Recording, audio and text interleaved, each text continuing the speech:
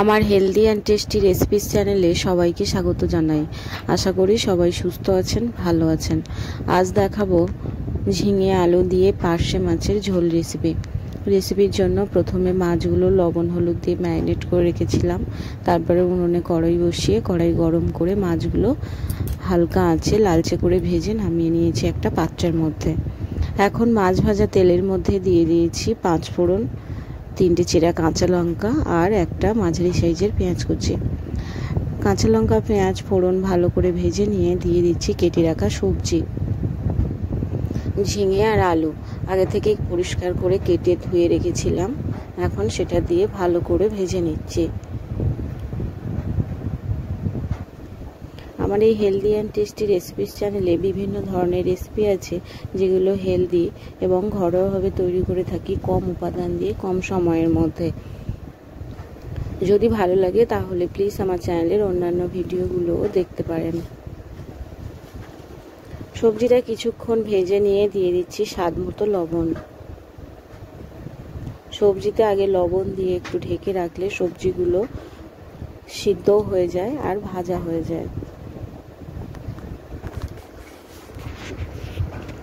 কিছুক্ষণ ঢেকে রান্না করে নিয়েছি। এখন ঢাকনা খুলে নিয়ে আবারও কিছুক্ষণ নেড়ে চেড়ে ভেজে নিচ্ছি।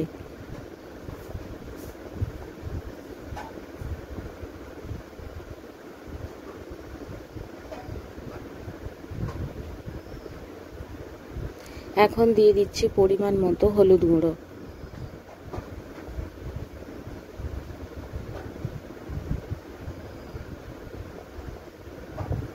হলুদ দিয়ে ভালো করে সবজির সঙ্গে মিশিয়ে কিছুক্ষণ আবারও ভেজে নেব।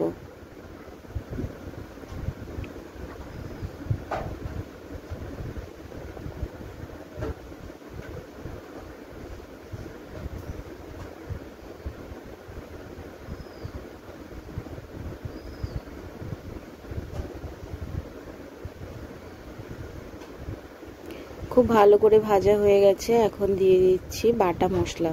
মাছের ঝোলের রেসিপিতে এই বাটা মশলা দিলে স্বাদ খুব ভালো হয়। গুঁড়ো মশলা দিলে খেতে অত ভালো লাগে না আর স্বাস্থ্যকরও হয় না। বাটা মশলার মধ্যে আছে একটু জিরে, ধনিয়া, একটু সর্ষে, মরিচ, শিলনোড়াতে বেটে নেওয়া মশলা। বাটা মশলা দিয়ে আরও কিছুক্ষণ একটু ভেজে নেব। মশলাটা যাতে একটু ভাজা ভাজা হয় তাহলে রেসিপির স্বাদ খুব ভালো হয়, কিন্তু মশলা পুড়ে যেন না যায়।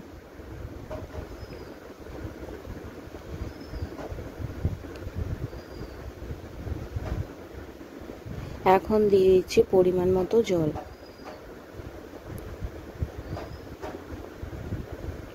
পরিমাণ মতো জল দিয়ে ঢেকে রাখবো সবজি সিদ্ধ হওয়ার জন্য।